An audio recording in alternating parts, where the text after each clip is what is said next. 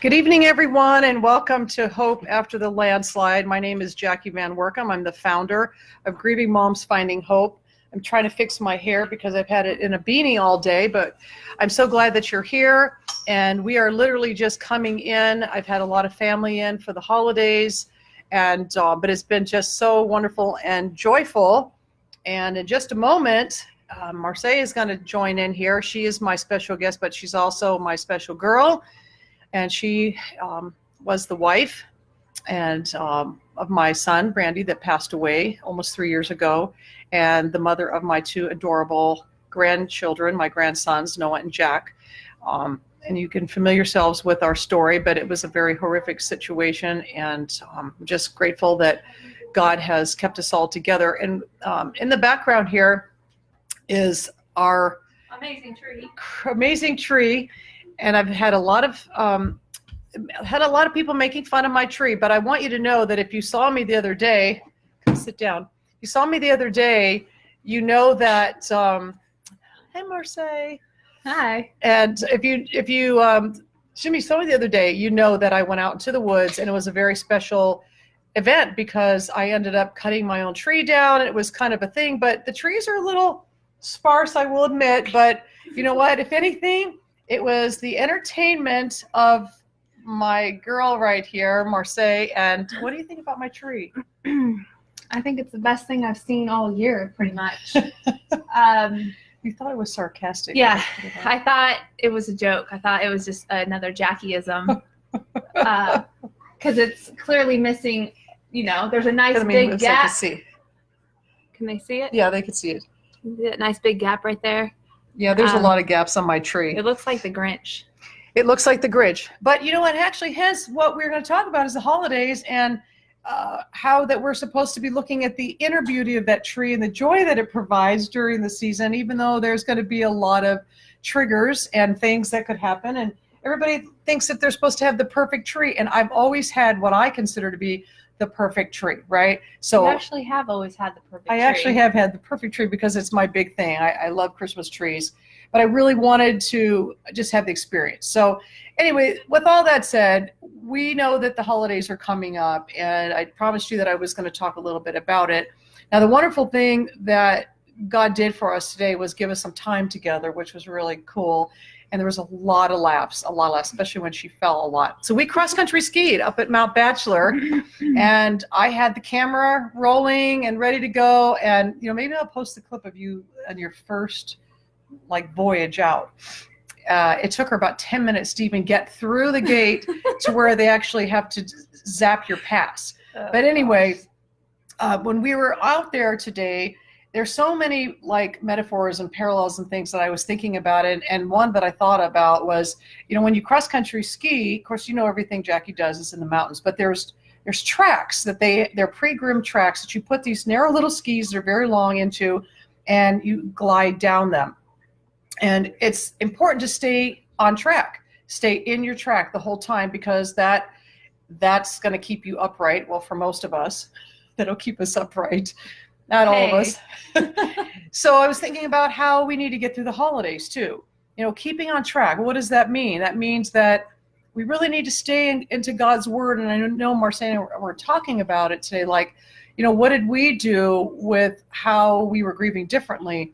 Which could be, hi, Judy, cousin Judy. I love that she's here all the time. My cousin Judy from Pennsylvania. Aw, get to meet Marcai. So anyway, there's just so many things that we could tell you, but I really wanted you to hear from us. And a lot of us has happened through this process. Marcai, losing her husband, and tragically, trying to take them to heaven, and all those other different things. And then me being a grieving mom, and then living together in the same household for 8 months or something like that. Mm-hmm. So a lot of differences, a lot of things that truly Satan used to try to tear us apart. And fortunately, we recognized that. We rose above. We rose above that, and it was just and again, I'm not the most spiritual mature person. Marcai's not either. We're still going to be continuing on to be sanctified as we grow. But at the end of the day, you can see our roots were so dug down deep in this process, because there was apologies, and yeah, there was a lot of, accusations placed and some things that probably we didn't agree on, but we were grieving. We were experiencing the most horrific situation. And again, I always have to tell these ladies, Marcai, like, we can't bring scales to the table when it comes to how horrific our situation was compared to theirs, because, at the end of the day, it is. It's everybody's thing. In fact, I just got a text message today from a friend of mine that knows that the mom witnessed a very horrific suicide right in front of her very own eyes. So everybody's situation is terrible. But let's get back to the holidays. And Marcai, I'll share about the first holiday, and then you can talk about those other beautiful things you wanted to share with me that you were talking about in the car on our way, frantically trying to make it down here. So the first holiday, nobody wanted to be at home. Everybody wanted to be away from anything that Randy touched, and so there was too many triggers, way too many. I with the stockings, and Marcai was actually, God bless her, living in our home, which was, I don't even have words, like how to even describe that. What only you could, and maybe you can't even describe how that was. But what I love is that there's a love that this family has had. Because when we came to the hospital to visit her, it was like we were welcomed instead of sent away based on all that happened, because they were like, what? You want Randy's parents to come up here after what he tried to do? And because we had such equity in our own relationship with one another. Good word. Yeah, that's a good word. That was really good. That was God. And that it just came back to that, because it's an unconditional love. And I think that as you go through the holidays, there's got to be a lot of unconditional love, because everybody wants to not experience a certain tradition. They don't want to be in somebody's house. There's just a lot of stuff. So you have to kind of get to a place where you're. So my adorable, wonderful husband said, we're going to go on a cruise. Now, I know that wasn't the greatest thing for everyone, but we got to get away. At least we were distracted from all those triggers that were around. And I know it was very challenging for you. And, unfortunately, we even went to an island, where Randy and Marcai had their honeymoon. And we weren't thinking about that. We just thought it'd be so great to get everybody together. But with that said, it was just what this family wanted to do. And respecting where you are on your budget and all that, we just had to get away. So I think that a lot of this has to do with changing things up. You don't have to do the same traditions.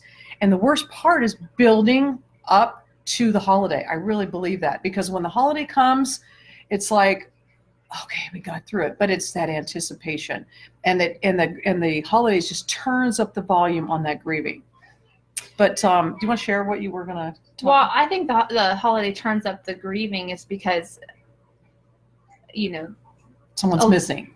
Well, there's all around, it's like so much happiness and joy, and everyone's smiling, and there's just, it's almost like it's like not realistic, maybe. Like everyone's just supposed to be happy, and it's perfect, and like a perfect present wrapped with a perfect bow on top, and it's wrapped all nice. You don't see the tape or anything like that. No wrinkles in the box. Who wraps like that? But I think that's how we need to be, and then you kind of feel alone, because that's not how you're feeling inside, and that's what's going on around you. But what a great lead up to what you were going to share. It's just not realistic. About the presence of putting bows on things. What do you mean? When you said about being grateful for those little things. Yeah. Wow, what a great lead up that was. Yeah, that must have been God. That must have been God. I saw a video. I don't know if you guys have seen on line. It's gone pretty viral. It's like 4.5 million views. You didn't watch it yet, did you? No, but there's a lot of views. It was kind of like cheesy done, but the message was amazing. And it was just about, a dad waking up to his family, and him and his wife were wrapped in wrapping paper. I'm sure most of you have seen this, but it actually took me 2 times of watching the video to actually get what this video was about. Slow learner. But I was like, wow, that's so awesome, because his keys were wrapped in wrapping paper. His kids were wrapped in wrapping paper. His wife was wrapped in wrapping paper. There was a bow on the faucet for the running water. There was his coffee cup with his, that was wrapped in paper. And that was the best part, because he poked a hole in it to take a sip of it. And then his keys in his car was wrapped in wrapping paper. There's all those little things that we take for granted that we all probably have: running water, car keys, a car, food in our stomachs, and clothes on our back. And take all that away, and then what do you really have? So and I know that seems kind of dumb to a lot of you probably, but no, there's so much to be thankful for and grateful for. So you can choose to focus on that, or you can choose to focus on the things that you don't have. And I think that that's kind of key to keeping the sanity during this season. Yeah, because it's not always jolly. But you said that you were slow learner, but that's not true, because there's just so much depth in such a simple video that they put together. Mm-hmm. Because it's like an awareness. It's like you always hear me saying to just be sitting here together. And by the way, just going to see if they. Oh no, they can't even see our outfits. Oh, you can't. Well, anyway, we'll tell you about that in a minute. But anyway, to just be in, like, even with my tree that she's been making fun of ever since she got here. Like, move your big head or your small head so we can see the tree. I mean, come on, do you see this tree? But like, if you knew about my trees, you would know that I always had this beautiful tree. But when she walked in, I think it was one of the first things that she saw, and she started busting up. And to me, that was such a joy, because she's got the greatest laugh, actually. When you hear, she has the greatest laugh. And to hear that after what she's been through, because she's been through a lot. And Marcai, I say this all the time, it's just so amazing, like the courage, and that only comes through the power of Jesus Christ. And Amen. When Randy was attacking you, which I hate even using that word, but how you yelled out Jesus' name.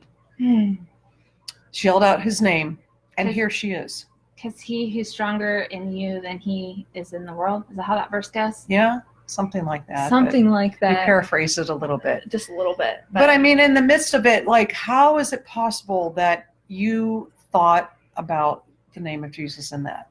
Because I was completely powerless in the most desperate time of my life, fighting for my life, and realizing that I was powerless. So you have to call on something that is higher.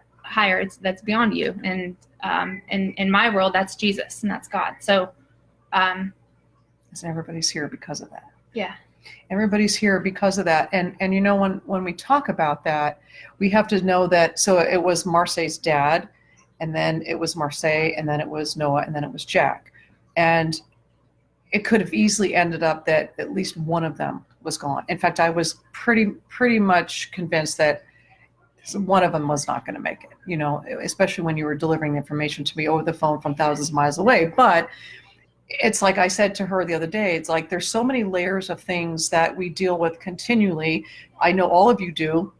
After this has happened, after our landslide has happened, and I said, God spared your lives. He spared your lives. You're here today because you called out on the name of Jesus Christ, and you're still here. So in our finite minds, we say, oh my gosh, but what are we going to do about this? And, should you move here? Or, what are we going to do with the kids and the things that they're hurting about? And, and you moving on into a new chapter of life, with Rob, and like all these things that we think, like he just all of a sudden stopped and said, you know what, that was a biggie. I spared your life. Like, so peace out. You're on your own. Like, no, we forget that, ladies, that after something happens, that God is not going to stop. He's going to keep on loving us. And that we do have to pay attention to those things, the small things: running water, the keys to our car, our coffee that we get to have in the morning, the fact that we have a job as much as we don't like it. So during Christmas and all this time and all that stuff that's around, I love to focus on the street little banners that are up that say joy. Mm-hmm. I mean, it's just, what did Katie say? That choose joy. Right? Choose joy. And then, but it was, what did it stand for? I forget what the acronym was. But anyways, there's signs around that can remind you that it's not about the tree, the imperfect tree. It's not about the Christmas lights. It's not about all the decorations. It's about the fact that God sent his son, the Savior, to be able to save us and then bring us Easter when we have our salvation. And don't get so caught up in all those other things. Start a new tradition, or whatever it is that you need to do. Were you going to say something? I was. And they're probably wondering, like, how do you not get caught up in those things? Stay off social media, I think, and stay off of the TV. But not now. Yeah. Not off the stay off the TV and the commercials and, you know, the billboards of the like the way that the world tells you how to be and what Christmas should be like, and you know, how you should feel and what you should be doing. And try to put your focus onto other people if you can, if you have that in you. I think when you pour yourself onto somebody else who's hurting, and it just takes the focus off of you. Getting up and out of ourselves. Yeah. Like bringing a meal to a family. You know, sign up to bring. If you're in California, there's so much need, like out there, and opportunities. If you're at Saddleback, to serve the homeless. Yeah, and actually look around. Yeah, there's homeless everywhere. There's homeless here in Bend, and how cold that it is.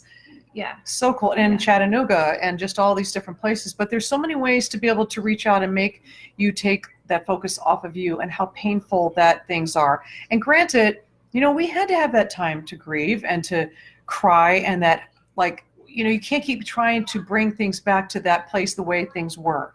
You can't keep trying to do, what did you tell me? No more of the, like, I wish that I would have done that. We talked about that today on the trail a lot. It's living, and, you know, Rick says, and a bunch of other people, like, don't look in the rearview mirror, right? Mm-hmm. Look forward, and don't be like, you're missing what's in front of you right now. You're missing the moment right now because you're thinking, it should be this way, or I should have done this, or this person should be here, or I shoulda. And it's like, whoa, you just missed.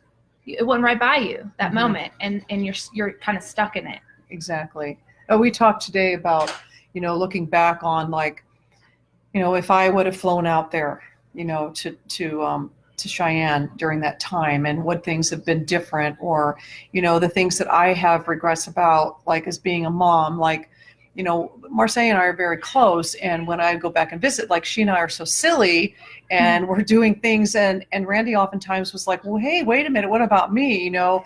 And raising 3 boys, it was such a cherished time to have to spend with, like, a daughter-in-law now that I had, right?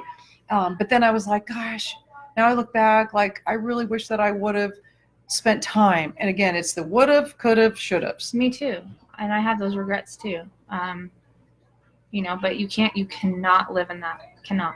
It doesn't serve you well. No, it doesn't take you nowhere, because you can't change the past. And it just keeps you stuck, you know?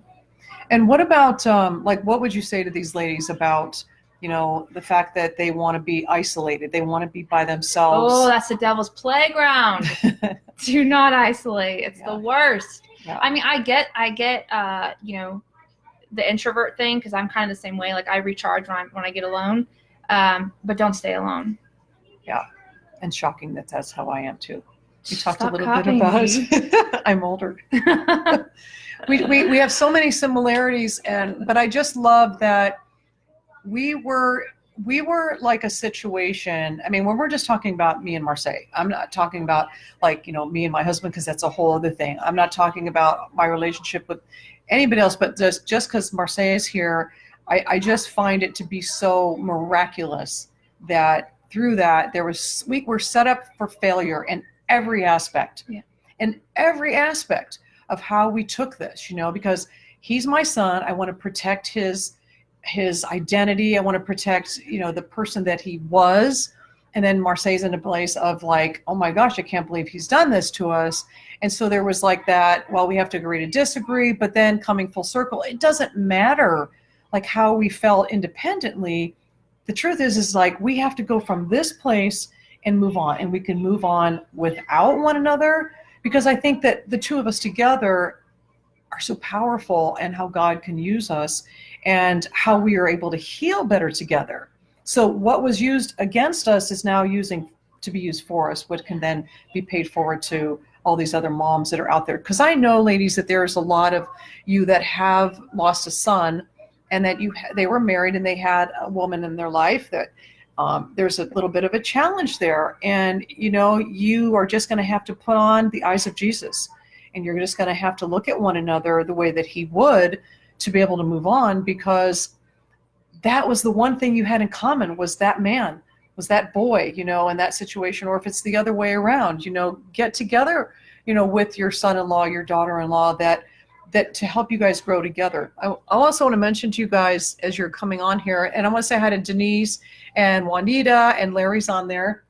Hey, Larry. And Mary, and of course my cousin Judy, Margie, Allison, Carrie. Hi, you guys. I just wanted to stop and take a moment. And also when you're viewing, to put down where you're viewing from. We always like to do that. And if there's any questions that you want to ask me or you want to ask Marcai, you can certainly do that. But did you want to read that thing? The kids have my phone. Oh, okay. Anyway, she had some quote that she wanted to read, but that means that God just said it was okay. What was some of the other things? We just had a moment today on the trail where, well, clearly it was probably because we needed to rest from having to pull ourselves up a lot, right? And but we had a moment to where we just kind of went into one of those places of reflection and talking about that woulda, coulda, shoulda.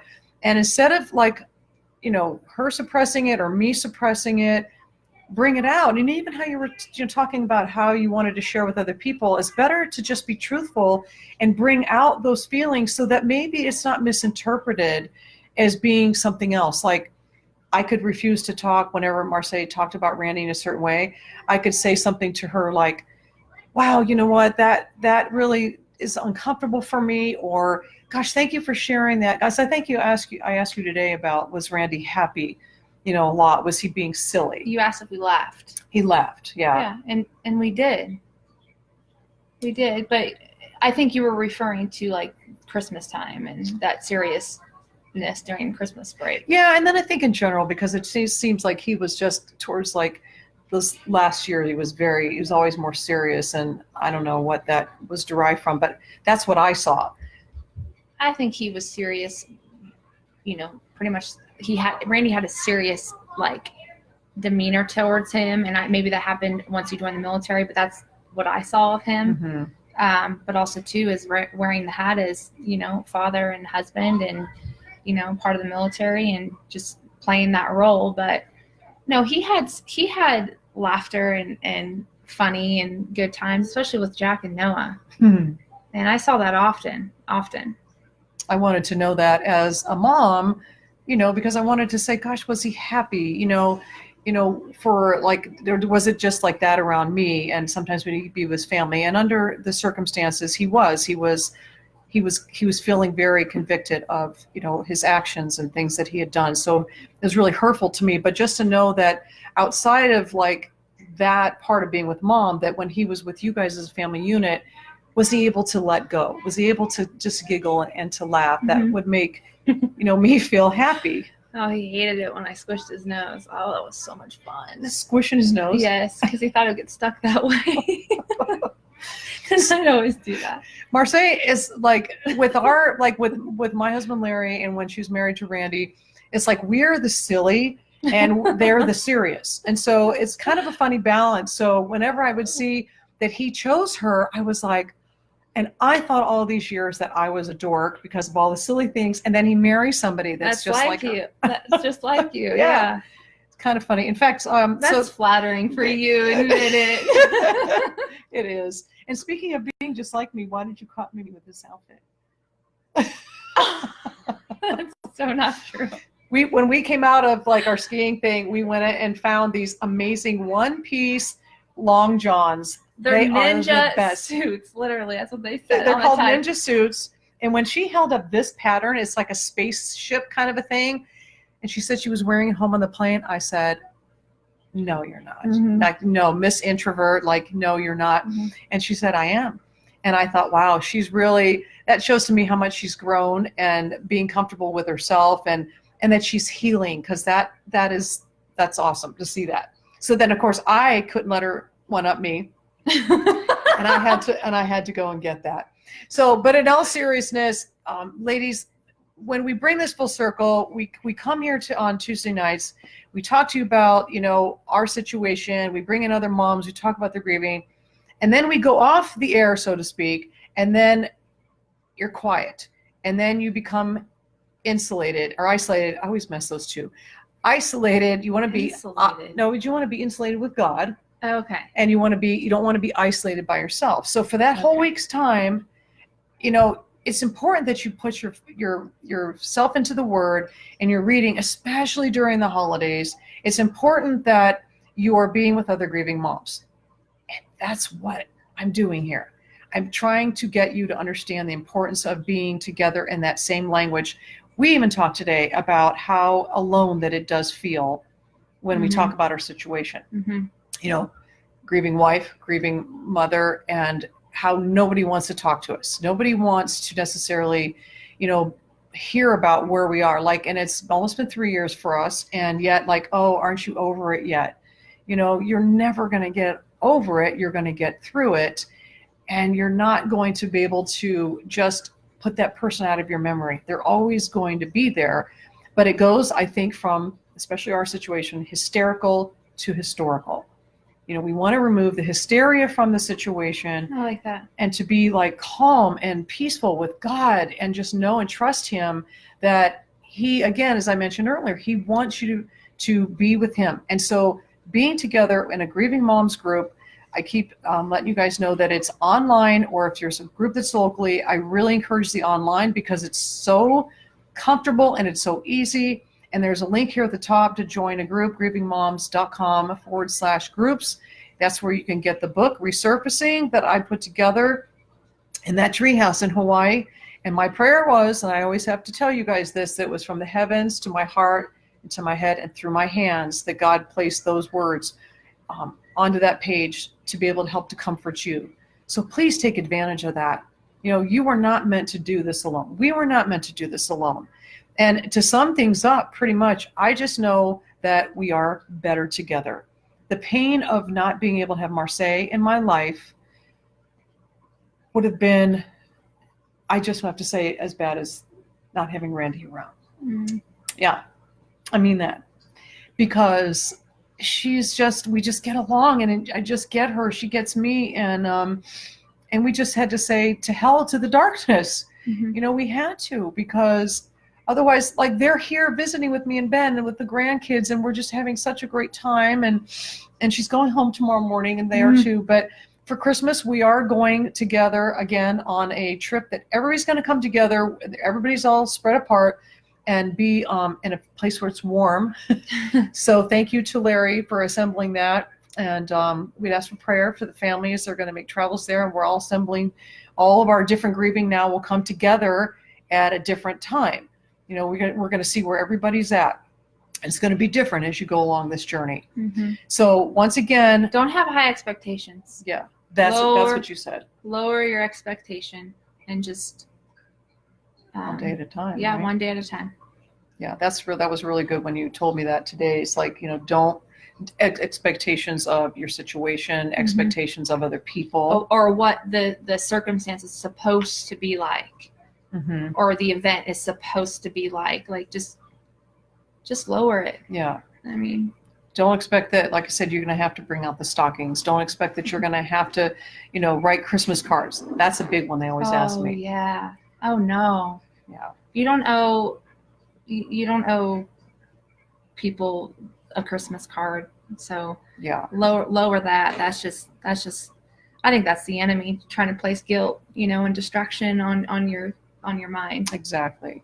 And if you feel like doing it, great. But, you know, also I know that there's a lot of people don't even feel like reading people's Christmas cards, and you don't want to see their Christmas letters come in and how joyful that everybody else's life is. Oh, my child's going to college, and, you know, maybe your son or your daughter passed away from suicide or from, you know, drug addiction or whatever it happens to be. And you don't want to read that, but don't take it out on them. You know, that's put it aside and read it when you're ready. Yes. Yeah. That's what Kay said. Yeah. When you can, you will. So anyways, again, you guys, would love to see you in a group with me. Please, please, please, I'd love to see you in a group. grievingmoms.com, and to go through the 12-week support group that we have. And it talks about all the common things that you will experience, including getting through the holidays. So anyway, we will see you next Tuesday, and pray that Marcai and the whole family gets to move up here, because that would be just make a mama's heart like so very happy, and we can continue to make memories and heal together. But we just pray for God's will, and we know that, and that's what I want you guys to do as well. So join us next week. We'll either be me or someone else. If you guys have, if you feel like you want to share something about your holidays and how you made it through, and you're a little more hate to say it, but seasoned in your grieving, then you can certainly email me, Jacke@grievingmoms.com. God bless you, and thank you for being here, and thank you for being here too. Love you. All right, you guys, hang in there. You got this.